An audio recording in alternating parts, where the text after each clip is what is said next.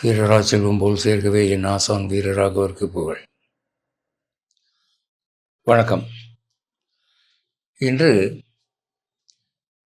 இந்து சமயம் எதிர்த்து நிற்கும் இன்னொரு குற்றச்சாட்டை பற்றி பார்க்க போகிறோம். வைதிக மதத்தை பரிகாசம் செய்கிறவர்கள் புனித நதியில் நீராடுவதை ஒரு முக்கிய கேலிக்குரிய விஷயமாக சொல்லுகிறார்கள்.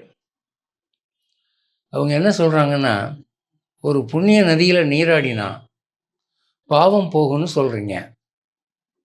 அது எப்படி பாவம் போகும்? குளிச்சா உடம்புல இருக்கிற அழுக்கு போகும்னு சொல்லுங்க, ஒத்துக்கிறோம். பாவம்ங்கிறது ஆத்மாவை பற்றியது, உள்ளத்தை பற்றியது. ஒரு நதியில் முக்கிழ்ச்சி எழுந்திரிச்சா உடனே உங்கள் பாவமெல்லாம் போயிட்டு நம்புறீங்க. கங்கையில் போய் குளிக்கிறீங்க, காவிரியில் போய் குளிக்கிறீங்க. அது புண்ணிய நதிங்கிறீங்க, இது புண்ணிய நதிங்கிறீங்க. இது என்னது என்று கேலி பண்ணுகிறார்கள் நம் மதிப்பிற்குரிய இந்துக்கள். இதற்கு பதில் சொல்ல முடியாமல் விழிக்கிறார்கள். அதனால் இன்றைக்கி அதை பற்றி பார்ப்போம்.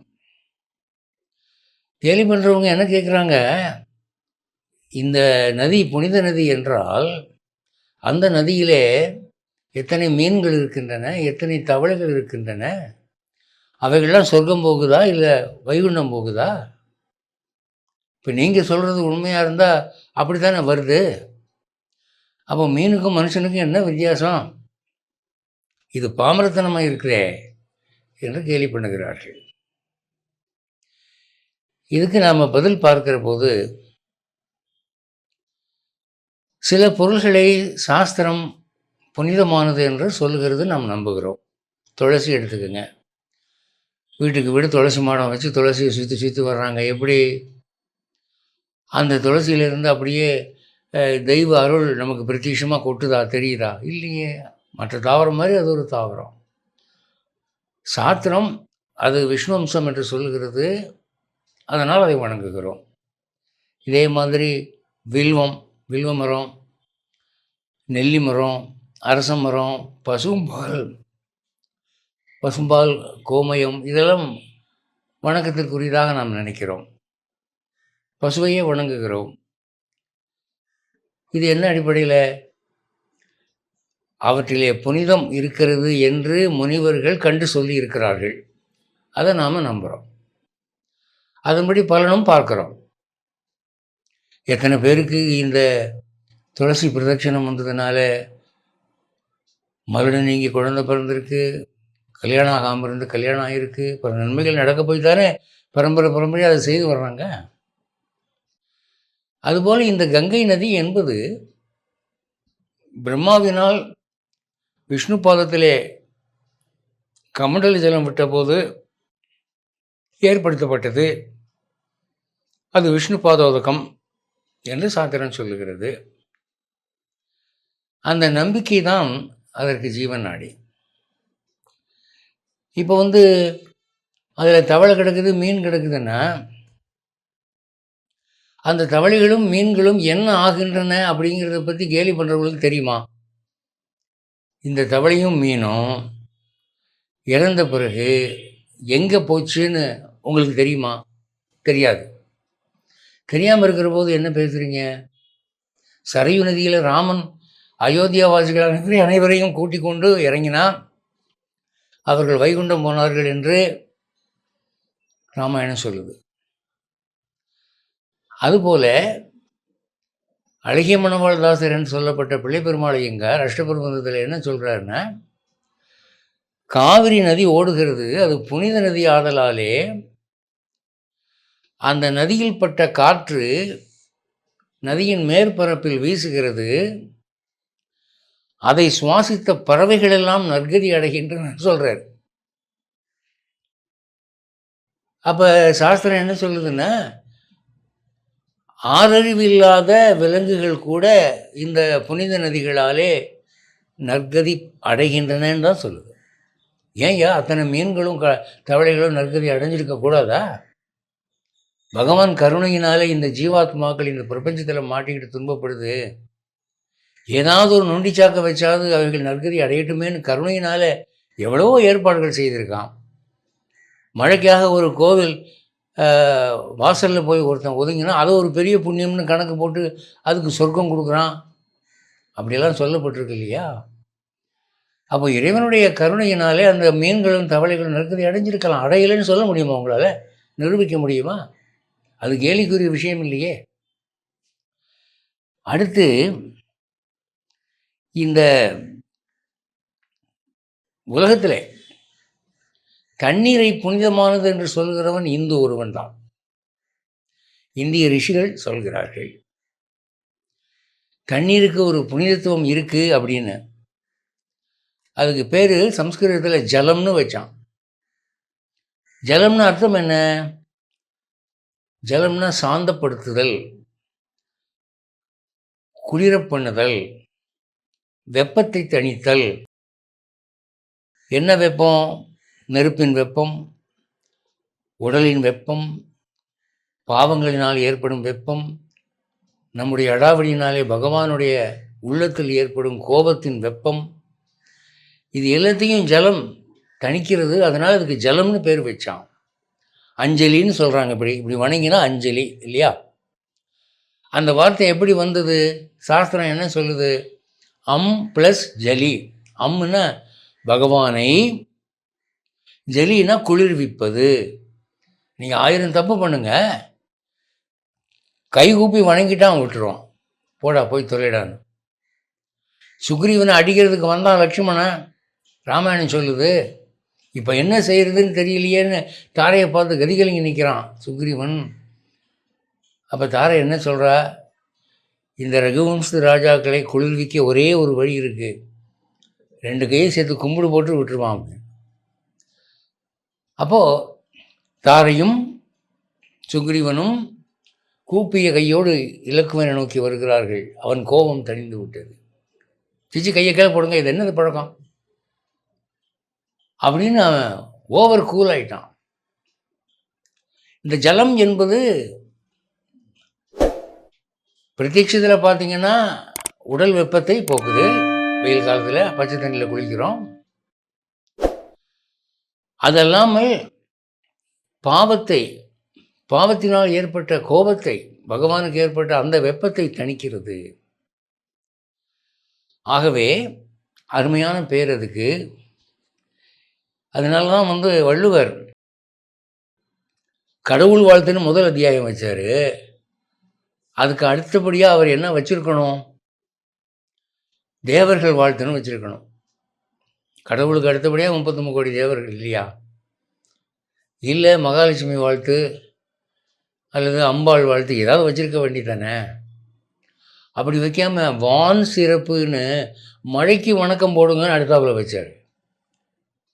பரிமேலழகர் என்ன உரை எழுதும்போது எப்படி எழுதுகிறாரு? கடவுள் வழிபாடு மழை இல்லாவிட்டால் ஒழுங்காக நடக்காது என்பதனாலே கடவுள் வாழ்த்துக்கு அடுத்தபடி வான் சிறப்பை வைத்தார். ஒரு குறள் பாருங்கள் வான் சிறப்பில், தானம் தவம் இரண்டும் தங்கா வியனுலகம் வானம் வழங்காதேனின். மழை ஒழுங்காக பெய்யல, பூமியில் தண்ணி இல்லைன்னு ஆகி போனா என்னடா ஆகுனா இல்லறம் துறவரம் எதுவுமே நடக்காது, தர்மம் நிலைக்காது. ஆன்மீகத்துக்கு தண்ணீர் அவசியம், விவசாயத்துக்கு அவசியம், குடிக்கிறதுக்கு அவசியம், குளிக்கிறதுக்கு அவசியம்.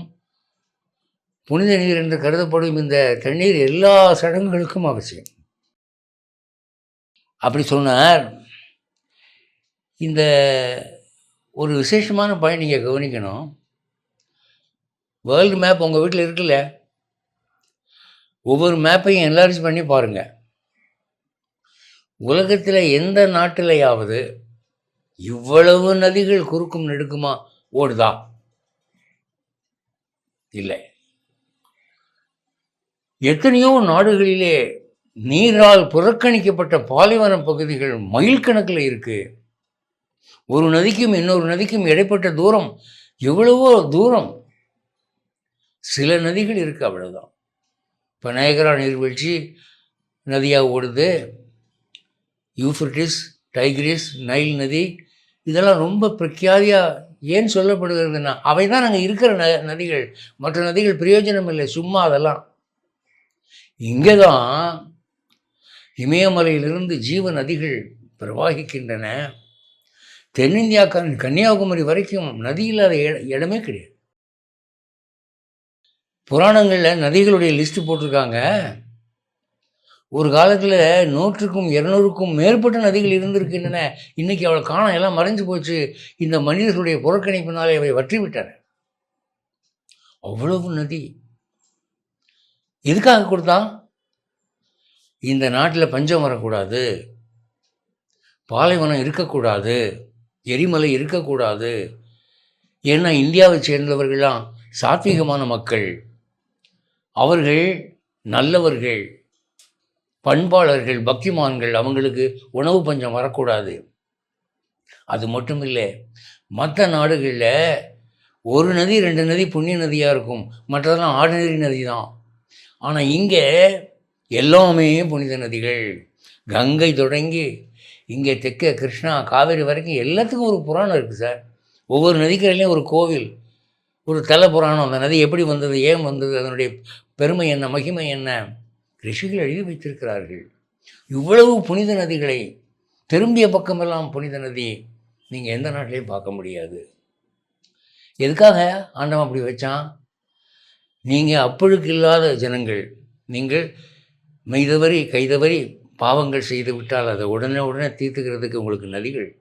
ஏன்னா நீங்கள் யாகம் பண்ண வேண்டிய கூட்டம், கோவில் வழிபாடு பண்ண வேண்டியவங்க, மந்திரம் ஜபிக்க வேண்டியவங்க, வேத மந்திரங்கள் ஜபிக்க வேண்டிய கூட்டம். புராண இதிகாசங்கள் இந்த நாட்டிலே முக்கியத்துவம் வாய்ந்தது. மற்ற எந்த நாட்டிலையும் புராண இதிகாசங்களுக்கு இவ்வளோ முக்கியத்துவம் இல்லை. இங்கே தான் சார் ராமாயணம் சொல்கிறது, இங்கே தான் சார் பாகவதம் சொல்கிறது, இங்கே தான் புராணங்கள் சொல்கிறது. அதுக்கு ஒரு தனியாக ஒரு மரியாதை, கூட்டமாக ஜனம் உட்காந்து கேட்குறான். இந்த நாட்டில் கேட்குறான். அப்படிப்பட்ட ஒரு ஜனங்களுக்கு நாம் நிறைய புண்ணிய நதிகள் கொடுக்க வேண்டும் என்ற கருணையினாலே பகவான் வச்சிருக்கான். இதில் ஒரு விஷயம் பாருங்கள், நதியிலே 2 வகை உண்டு. ஒன்று நதம், இன்னொன்று நதி. நதம்ங்கிறது ஆண் நதி, நதிங்கிறது பெண் நதி. அது என்ன ஆண் பெண்ணு கேட்குறீங்களா? கடலில் போய் எது சங்கமம் ஆகுதோ அதெல்லாம் பெண் நதி. கடலில் சங்கமம் ஆகாமல் இருக்கக்கூடிய நதிகள் நதம் என்று அழைக்கப்படும். கடலை, சமுத்திரத்தை கணவன் என்றும் நதிகளை மனைவி என்றும் சொல்வதனாலே, அப்போ சாகர சங்கமம் என்பதனாலே நதி என்று அழைத்தார்கள். நத நதிகள் அப்படின்லாம் சொல்கிறது பழக்கம். அது ஒவ்வொன்றுக்கும் ஒரு வரலாறு உண்டு. சரஸ்வதி நதி திரிதன் என்ற ஒரு மகானால் ஏற்பட்டதுன்னு முன்பே சொல்லியிருக்கிறேன். அது மாதிரி கங்கை தோன்றியது போல, காவிரி தோன்றியது போல, கங்கையை விட நான் புனிதமாக வேண்டும் என்று காவிரி ஆசைப்பட்டு அவள் தவம் செய்து அந்த புனிதத்துவத்தை அவள் அடைந்தாள். இன்றைக்கி ஸ்ரீரங்கம் கோவில் நடக்கிற சடங்கு எல்லாத்துக்கும் காவிரி தண்ணீர் தான். கவேர முனிவருடைய மகளாக தோன்றி அது கர்நாடகாவை வளப்படுத்தி, தமிழ்நாட்டை வளப்படுத்தி, அது எங்கெல்லாம் ஓடுதோ மாயவரம் வரைக்கும் அது வருது. அது ஒரு புனித நதியாக, கங்கையை விட உயர்ந்த நதியாக என்றும் கருதப்படுகிறது. அப்போது இறந்தவர்களுடைய அஸ்தி அதில் கரைச்சா அந்த ஆத்மாவை நற்கதி அடையுது என்று சாஸ்திரம் சொல்லுது. எந்த நாட்டிலையாவது இப்படி கேள்விப்பட்டிருக்கீங்களா? இங்கே தான் சார் அது உண்டு. அடுத்து, இந்த சமுத்திரத்திலே அனைத்து நதிகளும் கலக்கிறதுனாலே ஸ்மிருதியில் போட்டிருக்கு சார், சமுத்திரத்தை கண்ணால் பார்த்தால் புண்ணியம். சமுத்திரத்தை கண்ணால் பார்த்தால் புண்ணியம். மேல்நாட்டில் கூட தான் பீச்சில் போய் உட்காடுறான் சன் பாத்துன்னு சொல்லி, புண்ணியம் நினச்சா போகிறான். அவனுக்கு காற்று வேணும், பீச் வேணும், ஜாலி பண்ணுறதுக்கு, அவ்வளோதான். ஆனால் இங்கே என்ன சொல்லுது, இத்தனை புண்ணிய நதிகள் சாகரத்தில் போய் சங்கமம் ஆவதனாலே அந்த சாகரத்தை சும்மா கண்ணால் பார்த்தாலே ஒரு கோயிலை பார்த்த புண்ணியம் இருக்குது என்று ஸ்மிருதிகள் சொல்லுகின்றன. அதனால தான் மாசி மக்கத்தன்னைக்கு எல்லா சாமியும் அங்கே கடலில் ஸ்நானம் பண்ணுது. அப்படி ஒரு ஐதீகம் ஏற்பட்டிருக்கு. இப்போது இந்த வீட்டுக்குள்ளே நடக்கிற ஒரு விஷயம், வெளியே போயிட்டு வீட்டுக்குள்ளே நுழையிறதா இருந்தால் காலை கழுவிட்டு உள்ளே போகணும். அந்த காலத்தில் அப்படி பழக்கம் வச்சுருந்தாங்க. வீட்டு வாசலில் ஒன்று டேப் இருக்கும், அல்லது ஒரு அண்டாவில் தண்ணி இருக்கும், காலில் ஊற்றிட்டு தான் உள்ளே போகணும். ஒரு தண்ணியை தொட்டாலே ஜலஸ்பர்ஷம் புனிதம் என்று சாஸ்திரம் சொல்லுது. கண்ட இடத்த போய் மிதிச்சுட்டு வந்திருப்பீங்க. வீடுங்கிறது கிரகலட்சுமியுடைய வாசஸ்தலம். உங்களுக்கு புனிதத்தோடு உள்ளே போகணும். சாப்பிட்றதுக்கு முன்னால் காலை கழுவிட்டு சாப்பிடணும், கையை கழுவிட்டு சாப்பிடணும். ஒரு ஆன்மீக புத்தகத்தை எடுத்து பார்க்கணுன்னு நினைக்கிறீங்க பூஜை அறையில், முதல்ல கொஞ்சம் தீர்த்தம் விட்டு கழுவிக்கிட்டு அப்புறம் எடுக்கணும். நீங்கள் கோயிலில் அர்ச்சகர்கிட்ட போய் அர்ச்சனை பண்ண போனால் அவர் வந்து துளசியை தொடுங்கன்னு சொல்கிறதுக்கு முன்னாடி என்ன பண்ணுறாரு, பஞ்ச பாத்திரத்துலேருந்து கொஞ்சம் தீர்த்தத்தை கொடுத்து கையை காட்டுங்க அப்படின்னு கையில் விட்டு கை சுத்தமான பிறகு அதுக்கப்புறம் தொடுங்கன்றாரு. அப்போ தண்ணீருக்கே தூய்மைப்படுத்தக்கூடிய ஒரு குணம் உண்டு. இது வேதத்தினுடைய விகிதம். இந்த ஒரு நாட்டில் தான் சார் தண்ணிக்கு இவ்வளவு மரியாதை. கோபத்தில் சபிக்கிறவன் என்ன சொல்லுவான், நீங்களாம் தண்ணி இல்லாத காட்டில் போய் பிறப்ப எடுத்தாப்புல என்று சொல்லுவார்கள். தண்ணி இல்லாத நாட்டில் வாழ்ந்து பார்த்தா தெரியும் அது எவ்வளோ பெரிய கஷ்டம்னு. அப்புறம் இந்த வாத்சேயன மகரிஷி ஒரு இடத்துல சொல்கிற, ஒரு மனிதன் வெள்ளை கன்று உள்ள வெள்ளை பசுவனுடைய பாலை தினமும் பருகி வந்தான் என்றால் அவனை தேடி திருமகள் வருவாள் அப்படின்னு சொல்லிட்டு, அல்லது அடுத்த ஸ்லோகத்தில் சொல்கிறாரு, ஒரு மனிதன் தினமும் தலையோடு குளிப்பான்னா அவனை தேடி திருமகள் வருவாள்.